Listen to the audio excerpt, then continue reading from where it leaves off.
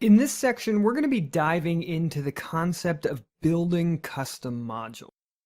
We're going to take a look at how to name and place your extension or module because it can be a little bit confusing, but there's a couple of cool tricks that we can use that make placing and naming your modules a little bit easier.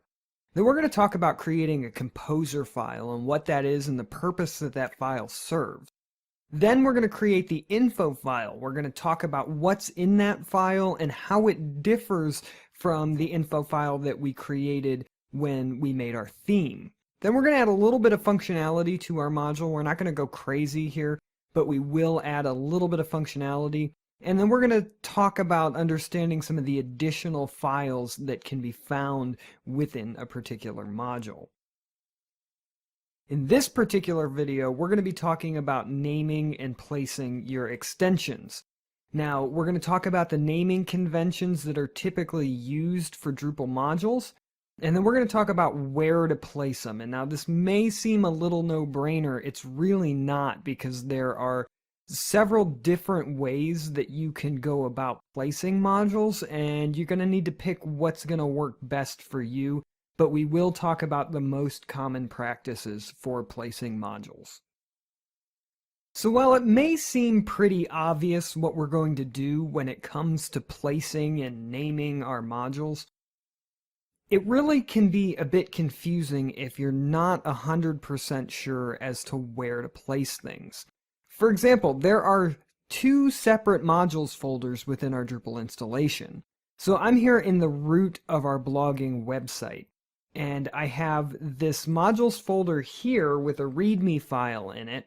But if I come into core, there's also a secondary modules folder here that actually has stuff in it. Now, there's a good way to remember where to put things. Essentially, you never want to place anything inside of the core folder. This is everything that's specific to Drupal core itself. So whenever you're placing modules or themes or anything like that, you want to steer clear of the core folder altogether.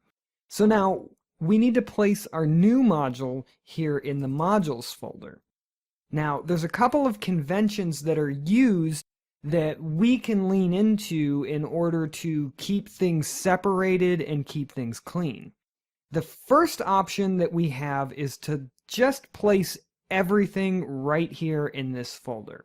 So we would create our new module folder here in this modules folder, and we would put all of the contrib modules that we download from Drupal core or Drupal.org into this folder as well, and everything kind of gets jumbled together.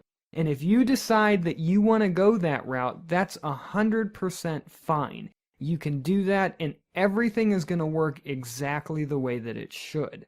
Now, there's a second option that we can use that keeps things a little bit cleaner, and this is the option that I would use if I was planning on creating a custom module for my website. If I wasn't going to be creating any custom modules, I would probably put all of my contrib modules just here in the modules folder. But since we're going to be developing a custom module, we're probably going to want to use this new particular method of placing modules. And the way that we do that is we create two folders within this modules folder. The first one is going to be called contrib. And we're going to put every module that we download from Drupal.org into this particular folder. The second folder that we're going to create is a custom folder. And we're going to put all of our custom modules in this folder. Now, that may seem pretty obvious, but a lot of times new developers to Drupal don't realize that you can create subfolders within this modules folder and still have everything work out just fine. But this is the suggested, most widely used method when using contrib and custom modules, is to split them up into two different folders. That way, everything you download from Drupal.org you can find easily. And then anything that you've built on your own, you can also find. Because it's not uncommon to get 20 to 25, sometimes even more modules operating on your website, and everything can kind of get lost. So this will help us stay organized. So we're going to come into our custom folder here, and we're going to create a new folder that's going to serve as the main container of the module that we're going to develop.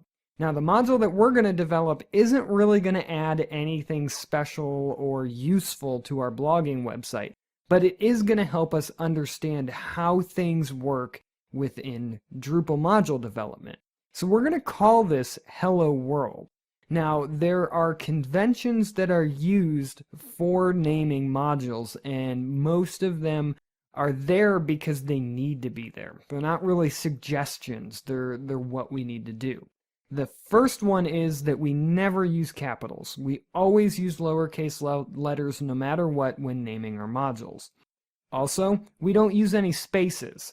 So anything that would normally be separated by a space, we're going to separate by an underscore. We're not going to use hyphens either, just underscores. We're not going to start our module name off with any kind of special characters. So no dollar signs, no and signs, nothing like that. It's just going to be lowercase separated by underscores. So we're going to create a module called Hello World. So the way that it looks is going to be hello underscore world all in lowercase. And that's really it. Those are the concepts for placing custom modules and creating custom modules and separating our custom modules from our contrib modules. In the next video, we're going to talk about creating the composer file.